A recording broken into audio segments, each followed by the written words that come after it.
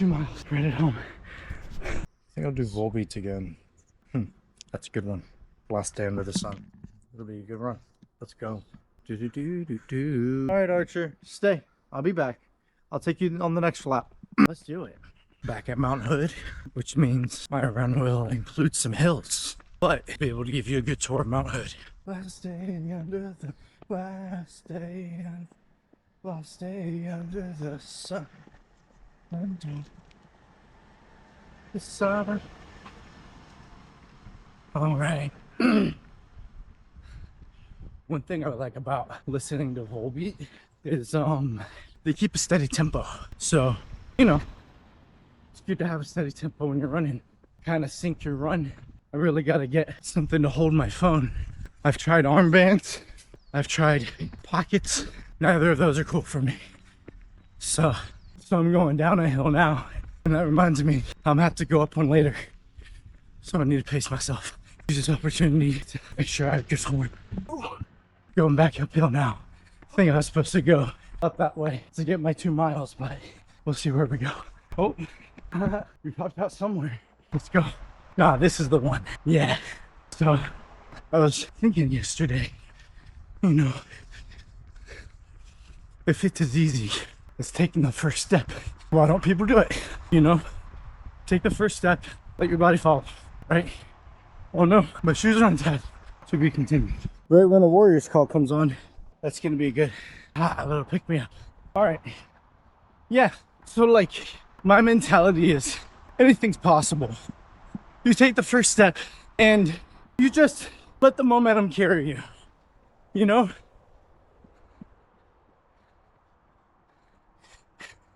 I feel like that's true for any goal in life. You know, obviously you're gonna have to put in that work, but the momentum's gotta carry you.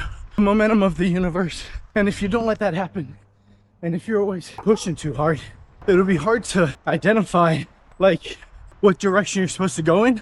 Because think of taking the first step as stepping into the flow that the universe is using, the wave.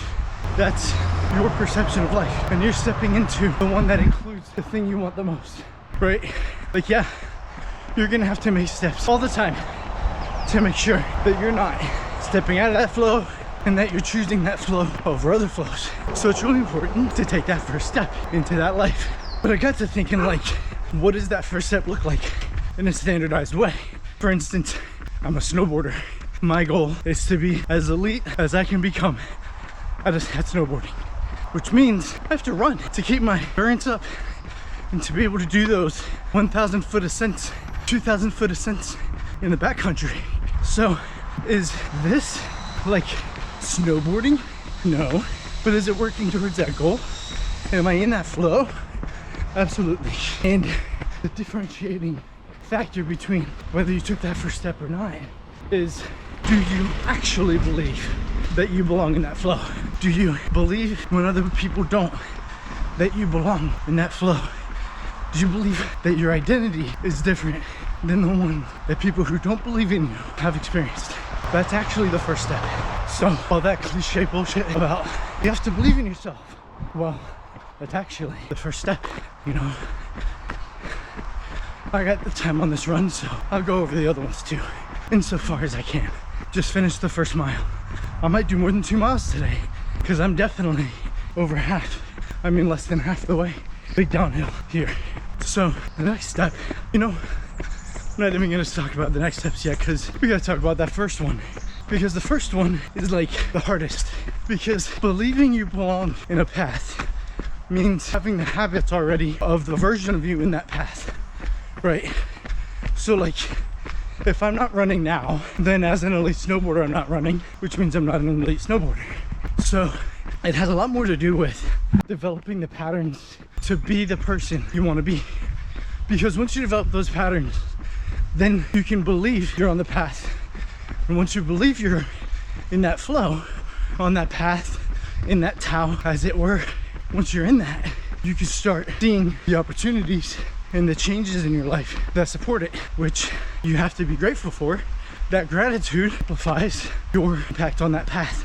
But so does anger, frustration. If you say, oh, I'm not there yet, I'm frustrated, you're showing the path you don't belong there. and then you want something else. So you have to make sure, first and foremost, you believe. And you can't fully believe if you're not committed to living it. It's mostly uphill from here. All right, number 2, once you really believe in it, you have to start identifying the opportunities. Now, what you'll realize is you won't really believe it until you get over your fears, self-doubts, your bad, poor self-esteem. Once you overcome that stuff and you truly believe, you will start seeing the path aligned, and you'll start noticing how much the direction of your thoughts impacts the reality you experience. Because, believe it or not, you're surrounded by infinite opportunities. Some of those will strengthen your influence on the path you're on, because there'll be opportunities of that path. For instance, if you say, the path I want to be on is to win the lottery, but I don't want to have to buy the ticket of my money, you know, if you're on that path and you really believe you'll win, and that's how you'll play out this life, then it's starting to get winded. All right, then you'll get some type of money from some external source, and if you're on that path, you'll see that as an opportunity to buy your ticket. But if you're not, you might see it as an opportunity to buy a Coke. All right, big hill time. Just keep going. Almost there. Made it to the top of the hill. Just a little longer. Almost home. A little more hill, and then we're home. Let's go. Almost there. Oh, let's go. Where are we at? Oh, we're getting to step 3. Next run. But I made it, yo. 2 miles. Right at home.